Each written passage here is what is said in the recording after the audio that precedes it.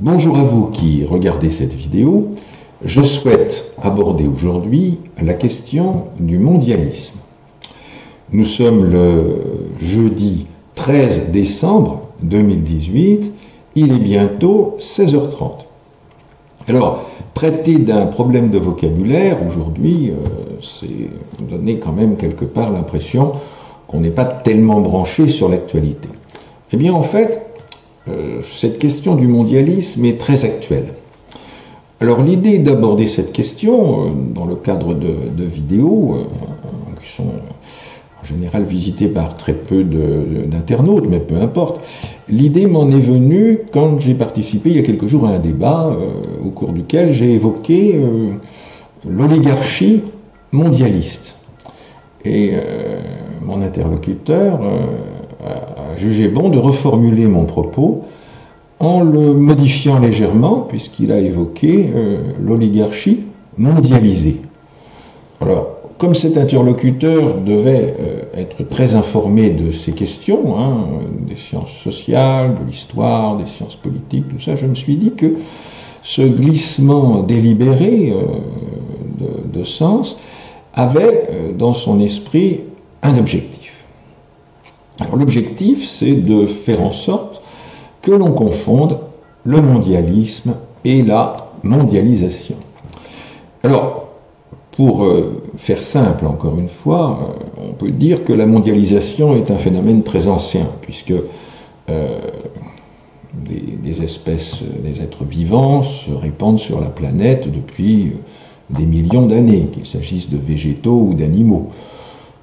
Les oiseaux traversent les continents, franchissent des distances considérables et donc s'installent sur la plupart des lieux de la planète.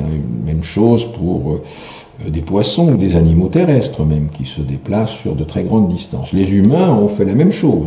Ils ont petit à petit, en bénéficiant parfois de situations du climat particulières qui permettaient de franchir à pied sec des détroits qui sont aujourd'hui recouverts par les eaux, eh bien les humains ont pu se répandre finalement depuis des dizaines de milliers d'années, voire nettement plus, un peu partout sur la planète.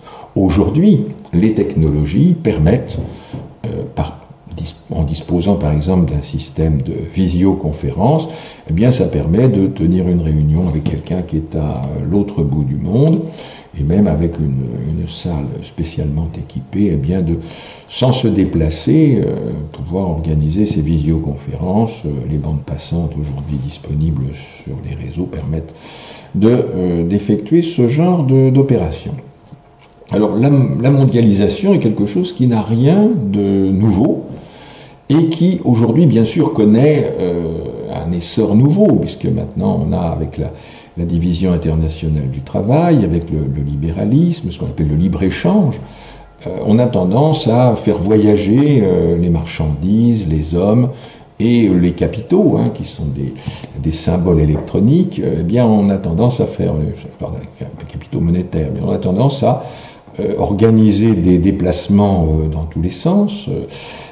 Et donc la mondialisation est quelque chose qui apparaît d'une part comme quelque chose de très ancien, et d'autre part comme quelque chose qui, aujourd'hui, dans son essor, il faut dire prodigieux, correspond à une avancée des techniques sur laquelle on ne peut pas revenir.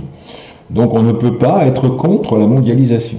La mondialisation, eh bien, c'est une donnée technique. Voilà. Par contre, on peut être opposé au libre-échange, et surtout à cette idéologie qui porte le nom de mondialisme, qui est bien sûr rendue possible par la mondialisation. Donc ce sont des progrès techniques qui rendent possible l'apparition de cette idéologie, mais elle-même s'en distingue. Il s'agit d'une idéologie, c'est-à-dire d'un projet politique qui est parfois renommé nouvel ordre mondial, gouvernance mondiale. Voilà, donc ce mondialisme, en fait, voilà, le gouvernement mondial, la nouvel ordre mondial, bien ce mondialisme est une idéologie dont les tenants, dont ce sont un certain nombre de personnes qui voient ce phénomène comme devant nécessairement amener l'humanité dans son évolution. Voilà. Donc, ce qu'il faut bien voir, c'est que les tenants du mondialisme sont en fait arrangés dans deux catégories. Alors, dans ce qu'on peut considérer comme la gauche, dans un sens qu'il faudrait préciser, il y a par exemple les courants qu'on peut rattacher au trotskisme, dont François Mitterrand s'était rapproché,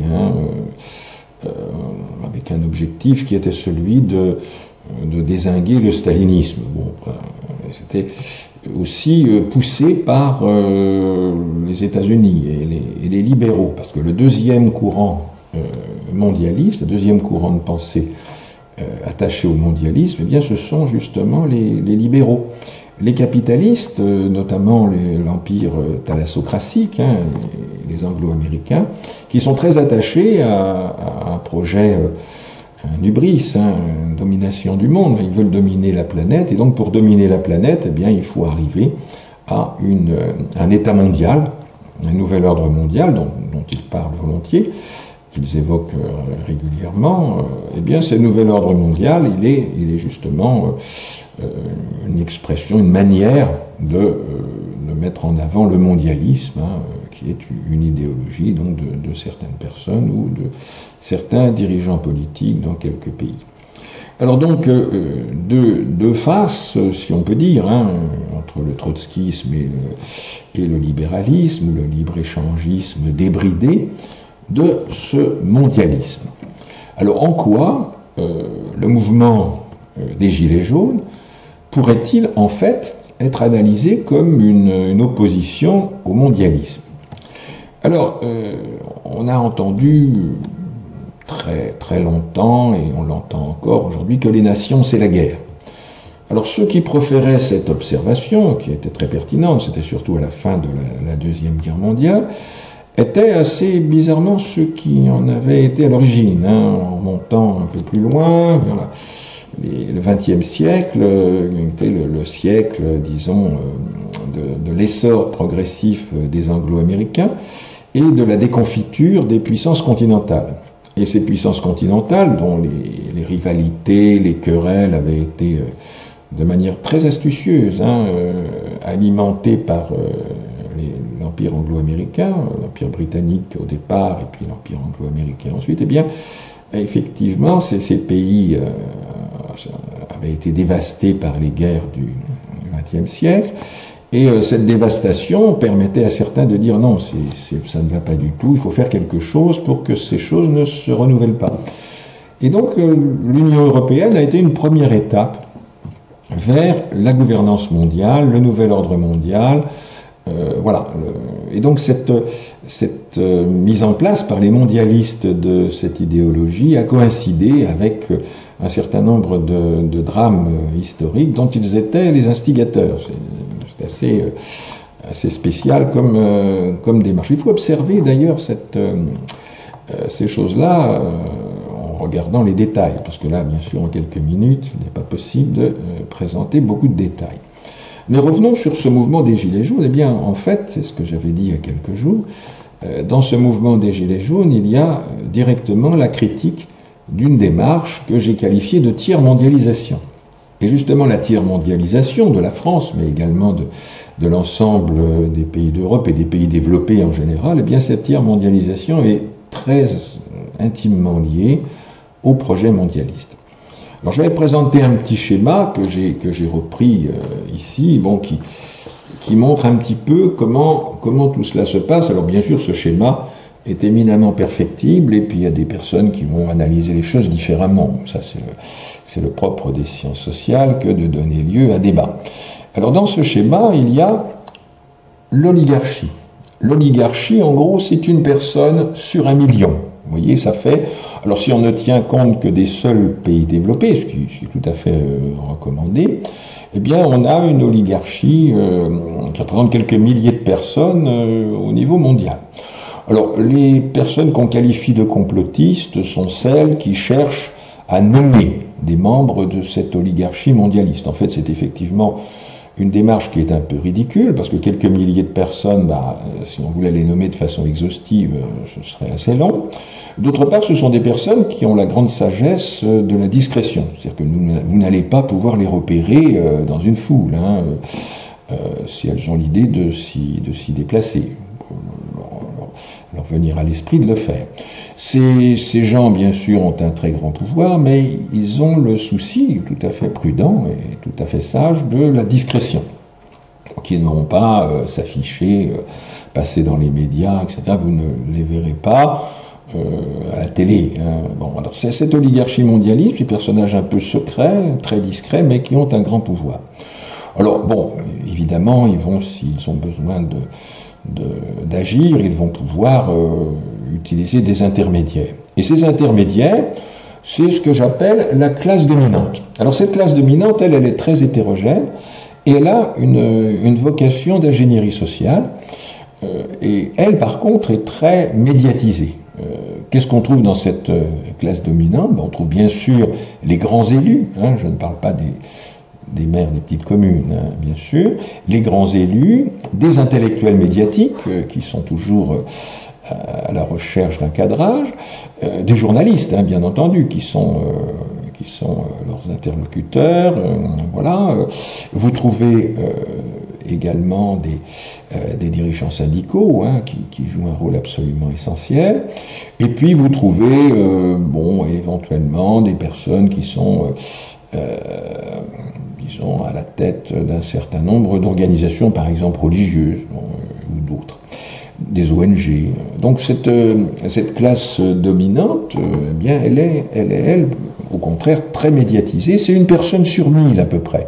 Donc vous les rencontrez de temps en temps, quand vous allez par exemple assister à telle ou telle réunion, vous aurez un membre de cette classe dominante qui sera sur scène ou autour d'une table et qui présentera un sujet.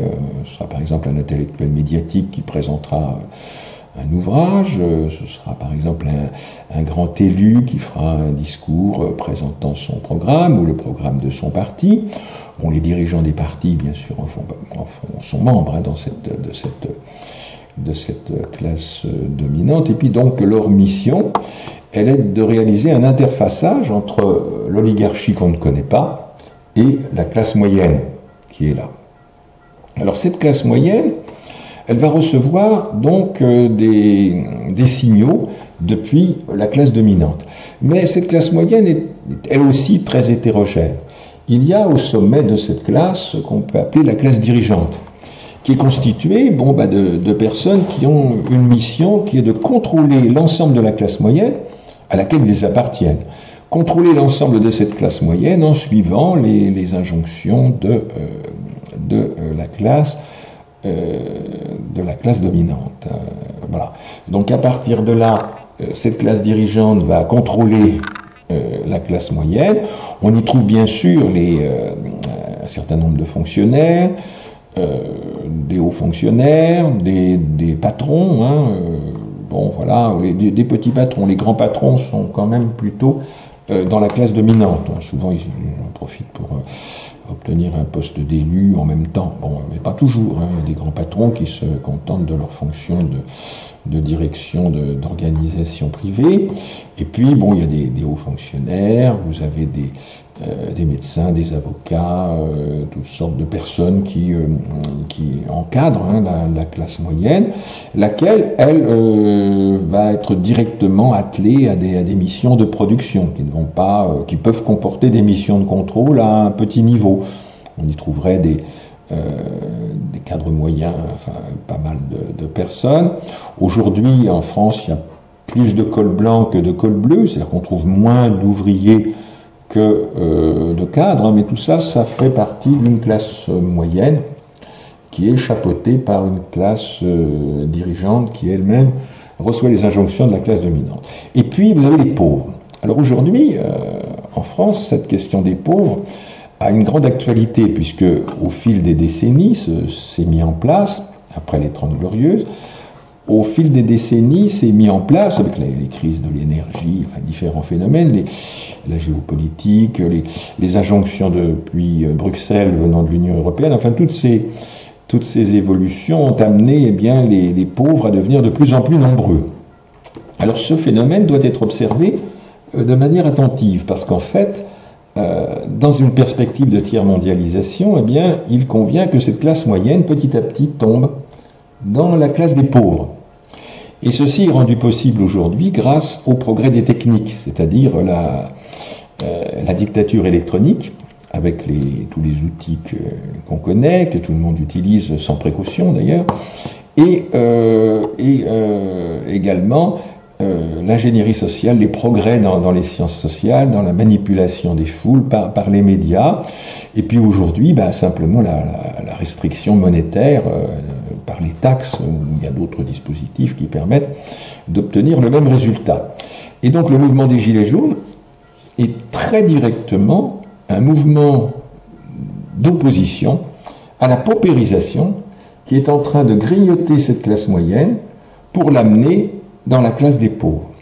Mais pour que ce grignotage puisse se faire dans de bonnes conditions, pour que notamment il n'y ait plus ces mouvements ascendants de temps à autre, eh bien, tel membre de la classe moyenne montait vers la classe dominante, simplement à l'occasion d'activités militantes au sein d'un parti, avec un petit peu de chance, un petit peu d'organisation, tout ça, on pouvait de temps en temps voir un membre de la classe moyenne qui montait dans la classe dirigeante. Eh bien, dans la classe dominante, excusez-moi. Donc, à partir de là, il faut que ces mouvements soient rendus impossibles. C'est-à-dire qu'il faut pour cela que le mouvement de la classe moyenne soit un mouvement descendant, vers la misère. C'est ce à quoi correspondent les différentes évolutions économiques, telles qu'elles sont présentées en France. Et ces directives économiques ont pour objectif justement d'amener un pas infranchissable entre la classe moyenne et la classe dominante. C'est-à-dire que les riches sont de plus en plus riches et les non-riches vont devenir pauvres. Alors pour renforcer ce processus et pour lester un petit peu ces nouveaux pauvres dans leur position de pauvres, il y a les flux migratoires. Alors à quoi servent ces flux migratoires?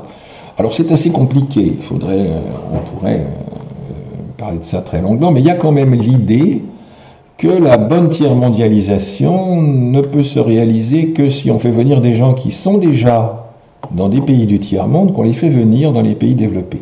En les faisant venir dans les pays développés, eh bien on contribue à lester l'ensemble de la classe moyenne et des pauvres, disons autochtones, vers le tiers-monde qui est en train de se construire dans un pays donné. Alors, quand on évoque l'oligarchie mondialisée, en réplique à l'oligarchie mondialisée, ça veut dire, cette oligarchie, elle est quand même dans un cadre territorial donné. En fait, c'est pour nier l'existence de l'oligarchie, quand on dit oligarchie mondialisée, parce que, disons, la classe dominante est très mondialisée, il se déplace à travers le monde sans aucun problème, il communique avec des comités théodules, il participe à des réunions internationales, donc, ils sont mondialisés, donc l'oligarchie, elle est mondialisée, bien sûr, ça, c'est évident. Même de temps en temps, tel élément de la classe dirigeante va se trouver aussi quelque part impliqué par des échanges internationaux intenses, et donc on pourra dire qu'il est mondialisé, mais ça c'est quelque chose d'assez banal. Par contre, pourquoi l'oligarchie doit être considérée comme mondialiste aujourd'hui, et en quoi cela diffère? Bien, en réalité, le projet mondialiste, on peut le décrire par un autre schéma.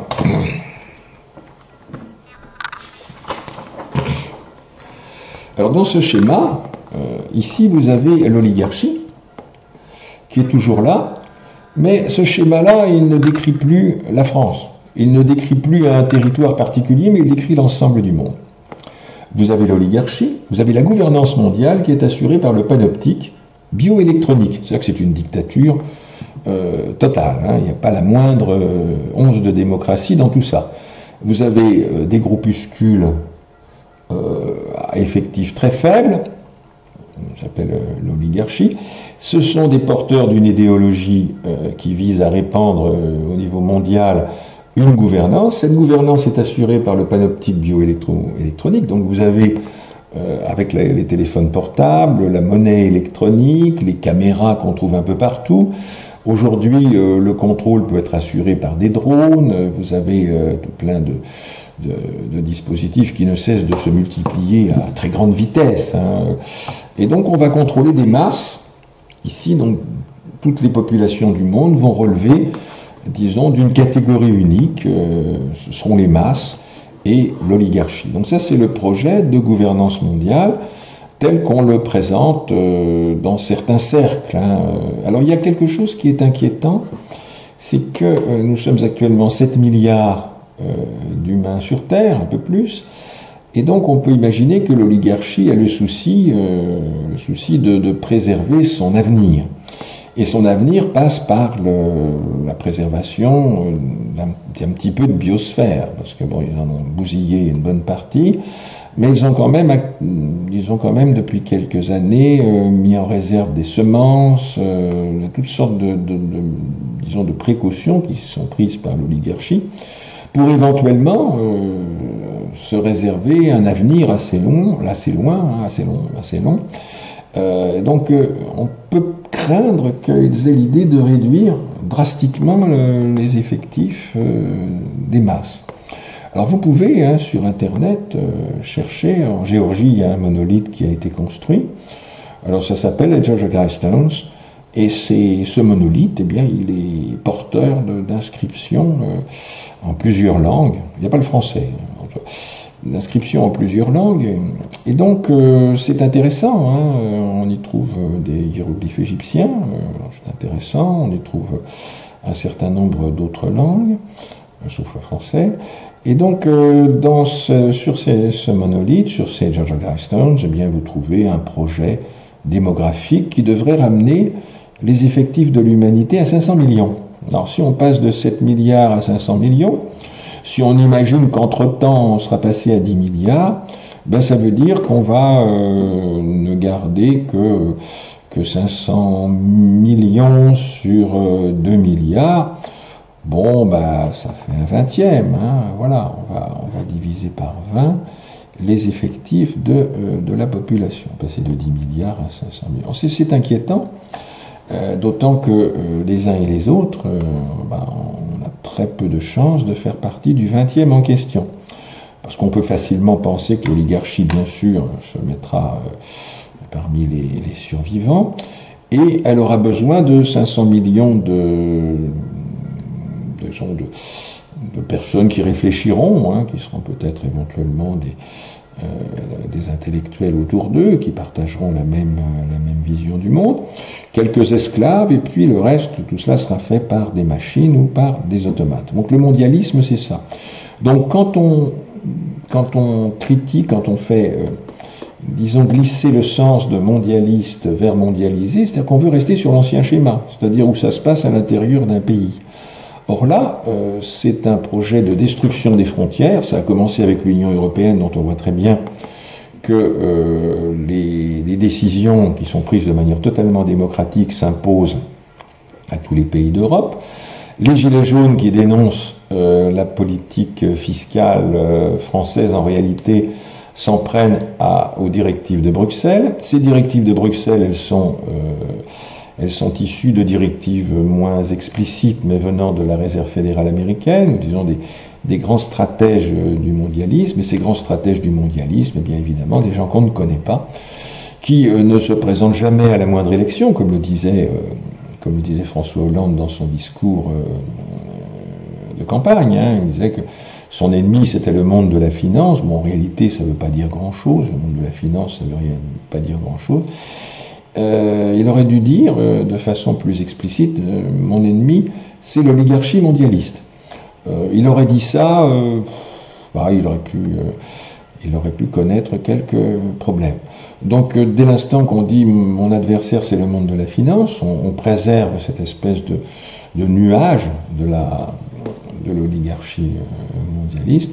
Et donc, eh bien, on conserve intact le projet, qui est un projet mondialiste, qu'on trouve donc, comme je l'avais dit au début de ce petit exposé, eh bien c'est un projet qu'on trouve à la fois autour de François Mitterrand, chez les dans les courants trotskistes, chez les personnes qui ont accompagné François Mitterrand dans sa démarche, et chez les libéraux, les libre-échangistes intégristes qu'on trouve dans le monde anglo-saxon, dans le monde anglo-américain.